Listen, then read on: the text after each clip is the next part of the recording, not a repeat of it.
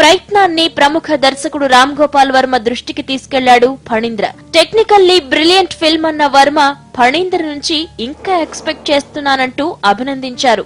ఈ చిరు చిత్రం నుంచి సినీ పరిశ్రమ చాలా నేర్చుకోవచ్చంటే అతిశయోక్తి కాదు.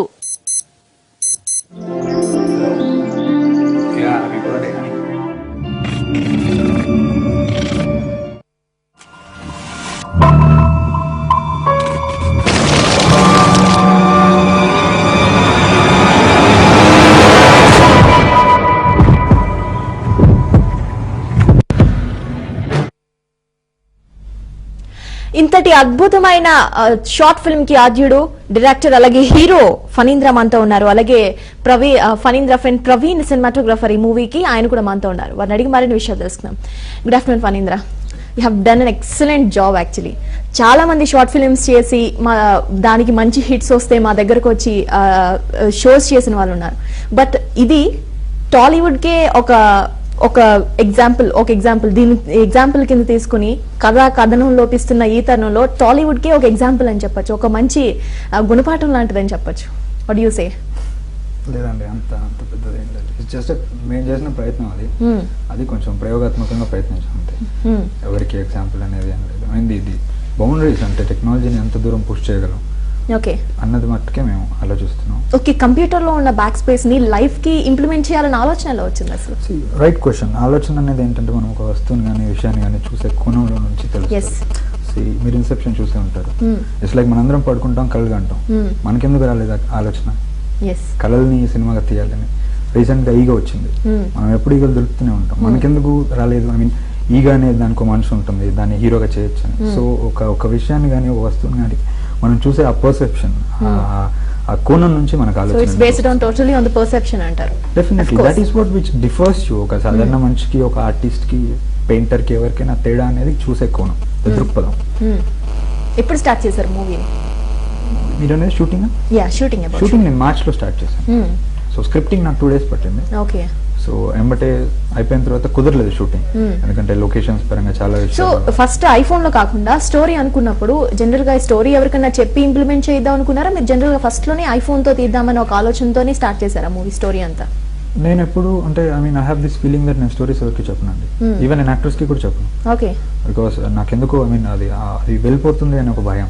What ever you call it, but నేను అక్కడే పట్టేసి ఉంచుతాను. Of course it's true, it happens some times. Yeah, some times. అంటే నాకు ఆ ధోరణి అలవాటు, నేను చెప్పను. సో మీరు అన్నట్టు ఐఫోన్ లోనే తీయాలనే ఆలోచన ఎందుకు వచ్చింది? What did you ask just now? Sorry. Movie okay, ఎవరికైనా సినిమా హీరోకి ఇచ్చి అట్లా డైరెక్టర్ కి ఇచ్చి మంచి డైరెక్టర్ కి ఇచ్చి చేయించాలనుకున్నారా? అదర్వైజ్ మీరు ఐఫోన్ లో తీద్దామని ప్లాన్ చేసుకున్న మూవీ అయినా ఇది? నేను ఐఫోన్ లో చేద్దామని తీసుకున్నానండి. ఓకే. అంటే స్పీకింగ్ ట్రూలీ ఫస్ట్ లో 5D అనుకున్నాం, బడ్జెట్ కాన్స్టెన్స్ లో కుదరలేదు. యాక్చువల్లీ ఐఫోన్ 4S కంటే ముందు 4 వచ్చింది. సో అక్కడ మనకి ఫుల్ హెచ్డి లేదు, 720p కి మనకి లాక్ అయిపోతుంది అన్నమాట రిజల్యూషన్. నాకు అలా కాదు, తీస్తే ఫుల్ హెచ్డీలో తీయాలని ఉండేది. సో నేను అప్పటి నుంచి ఐఫోన్ ఆప్టిక్స్ ని దృష్టిలో పెట్టుకున్నాను. I been waiting for this. 4S release అయ్యాక నేను టెస్ట్ చేసినప్పుడు it through to the max.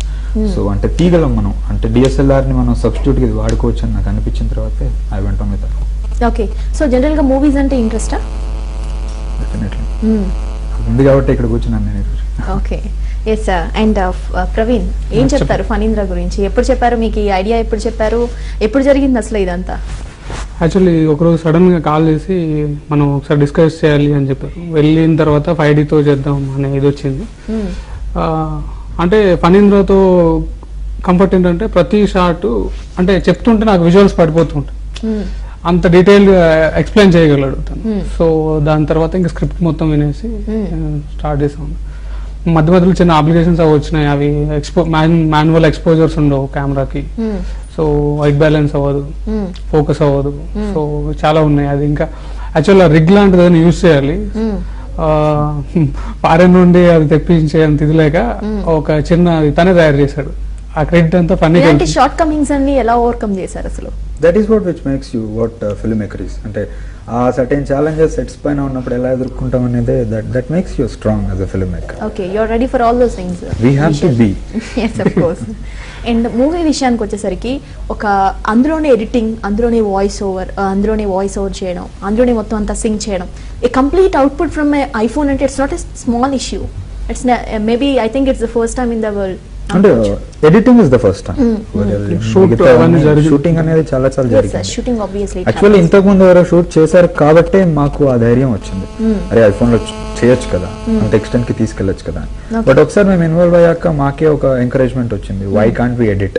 ఎవరో షూట్ చేశారు, మనం ఎడిట్ చేస్తే ఇంకెవరో ఎడిట్ చేస్తారు, అట్లా ఒక పాత్ సెట్ చేద్దామని. Okay, yes sir. Yes Phanindra, మూవీలో చాలా పార్ట్ రామ్ గోపాల్ వర్మ మూవీని తలపిస్తుంది.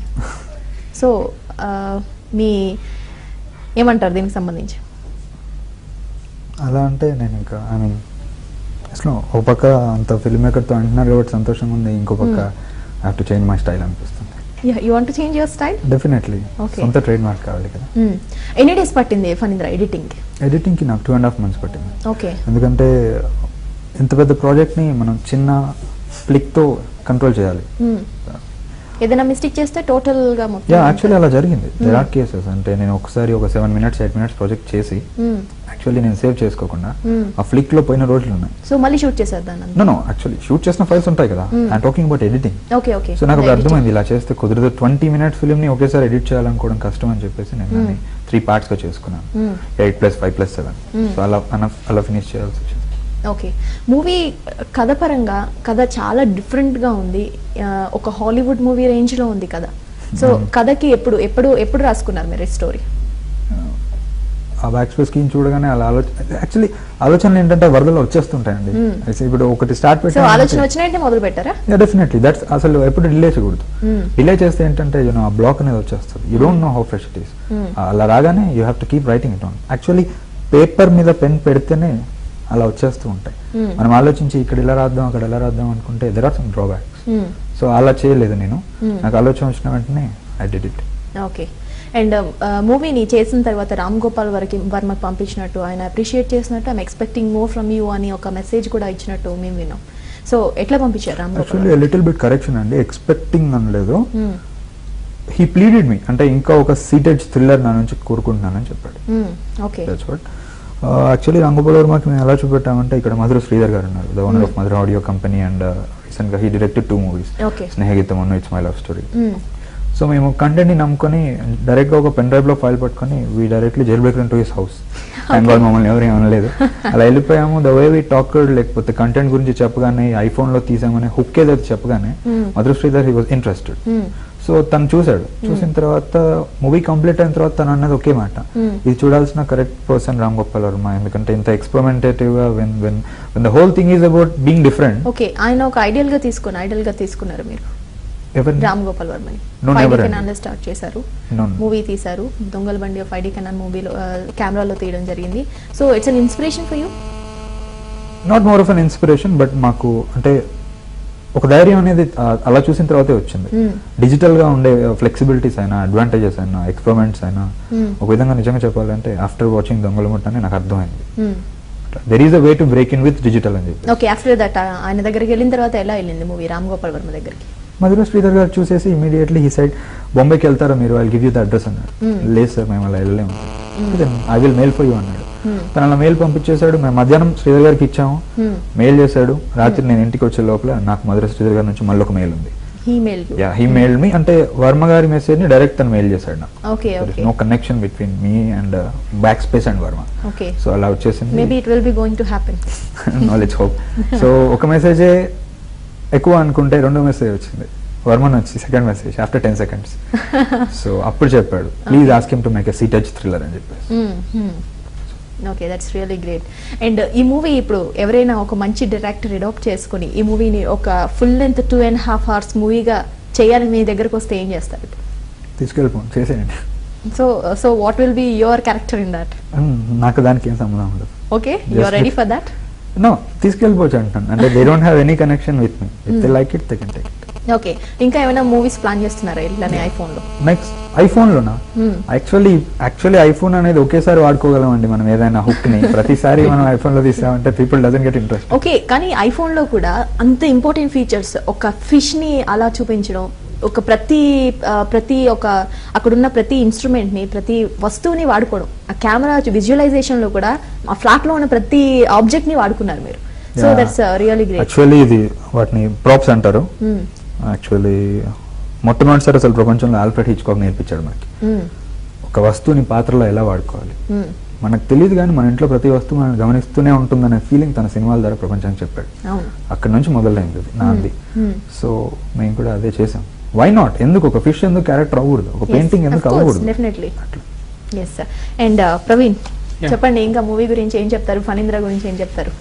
యాక్చువల్లీ మూవీలో మీరు అన్నట్టు హాలీవుడ్ రామ్ గోపాల్ వర్మ స్టైల్ ఉంది అంటే ఫస్ట్ ఫ్లెక్సిబిలిటీ ఐఫోన్, తర్వాత ఫణీంద్ర. ఇది ఓకే, చాలా ఇంకా మంచి మూవీస్ ఈ స్టోరీ పరంగా చాలా బాగున్నప్పటికీ ఐఫోన్ అనే ఒక గ్యాడ్జెట్ ని పట్టుకుని తీయడం వల్ల ఎక్కువ మందిలోకి వెళ్ళింది. అది ఒక main, it's played as a bridge, role of a bridge between people and you అనుకోవచ్చు. ఎస్, ఐఫోన్ తో ఇంకా ఫ్లెక్సిబిలిటీ ఏంటంటే కెమెరా యాంగిల్స్. మీరు అన్నారు కొన్ని చోట్ల ఈ హ్యాండ్ కఫ్ లో కూడా క్యామ్ పెట్టేసి వాషింగ్ మెషిన్ లో ఇంకా రోల్ చేస్తున్నప్పుడు. సో అంటే దాని వల్ల వచ్చింది ఇదంతా, ఐఫోన్ వల్ల వచ్చింది. తట్టు నేను చెప్పిన షార్ట్ కి ఫనీ కూడా కొన్నిసార్లు ఓకే ఓకే ఇది బాగుందని తీసుకోవడం, అంటే ఇద్దరం డిస్కస్ చేసి చేయడం కానీ ఇదంతా అంటే పెద్ద దానిలో ఫణీంద్ర. ఆబ్వియస్లీ. అండ్ ఫణీంద్ర ఇంకొక ఫీమేల్ క్యారెక్టర్ ఉంది, who's that girl? She's my cousin, the name is Dharani అద్దండి. చాలా బతిలాడితే చేసింది. So they are not used to camera, వాళ్ళందరికీ కొత్త, వాళ్ళకి ఇదంతా తెలియదు. తనకి ఆ టైంలో ఎగ్జామ్స్ ఉన్నాయి. సో నేను చాలా so the dialogue which you used there, can you tell it once again? No sir, sorry please, even if you shoot me I can't say it again. Okay, feel okay sir వస్తుంది. అవునా? Okay okay. Praveen, ఇంకా cinematography పరంగా ఎలాంటి జాగ్రత్తలు తీసుకున్నారు? ఏంటి, మీరు చాలా ఛాలెంజెస్ ఫేస్ చేశామని చెప్పారు. What are the challenges? మీరు ఎక్స్ప్లెయిన్ చేస్తే ఎవరైనా ప్రయోగం చేయాలనుకుంటే ఆ వాళ్ళు కూడా ఛాలెంజెస్ ని ఓవర్టేక్ చేయడానికి రెడీగా ఉంటారు. యాక్చువల్లీ టైం టేకింగ్ అండి ప్రతి షాట్ డిజైన్ చేసుకోవడానికి. అంటే గ్యాడ్జెట్ ఈజీగా ఉంటుంది, సో దాన్ని బ్యాలెన్స్ చేయడం కష్టం. సపోజ్ మనం రిగ్ లాంటి స్టడీ క్యామ్ యూజ్ చేసి చేయాల్సిన షార్ట్స్ అన్ని మేము చిన్న చిన్న యూజ్ చేసి చేస్తాం. It comes to challenges, the first thing is exposure. So మనకి ఎక్స్టర్నల్ లైటింగ్ మేము యూజ్ చేయలేము, మాకు అంత ఫ్లెక్సిబిలిటీ, ఫినాన్షియల్ ఫ్లెక్సిబిలిటీ కానీ ఏది లేదు. సో మేమంతా న్యాచురల్ లైట్ పైన డిపెండ్ అయ్యాం. న్యాచురల్ లైట్ పైన డిపెండ్ అయినప్పుడు ఎక్స్పోజర్ చాలా తేడా వస్తుంది. ఒక్కో షాట్ ఒక్కోలా ఉంటుంది, అసలు ఏది లైటింగ్ చాలా వేరియేషన్స్ వస్తాయి. నేను అది కూడా టోన్ కి యాడ్ చేసుకున్నాను. సో నేను అదొక అడ్వాంటేజ్ గా తీసుకున్నాం టీమ్. అది కాకుండా ఇంకొకటి ఫోకస్ ట్యాప్ చేస్తూ అలా వెళ్ళిపోతూ ఉండాలి. ఇప్పుడు వేరే వాటి లెక్క మనకి ఒకసారి ఫోకస్ ఫోకల్ రింగ్ ఉంటుంది వేరే లెన్సెస్ కి, వాటికి మనం మూవీ కెమెరాస్ కానీ న్యూస్ ఏవైనా. సో దీనిలో ఫోకస్ రింగ్ అనేది ఏది ఉండదు, ఆటో ఫోకస్ ఉంటుంది. ఫాలో చేస్తూ మళ్ళీ ఫోకస్ ట్యాప్ చేసుకుంటూ ఆ డిస్టెన్స్ అదే మెయింటైన్ చేస్తూ, అంటే నేను వెనక్కి నడవాలి, ఆర్టిస్ట్ చూసుకోవాలి, ఫ్రేమ్ చేసుకుంటూ ఉండాలి, మళ్ళీ ఫోకస్ చేసుకుంటూ.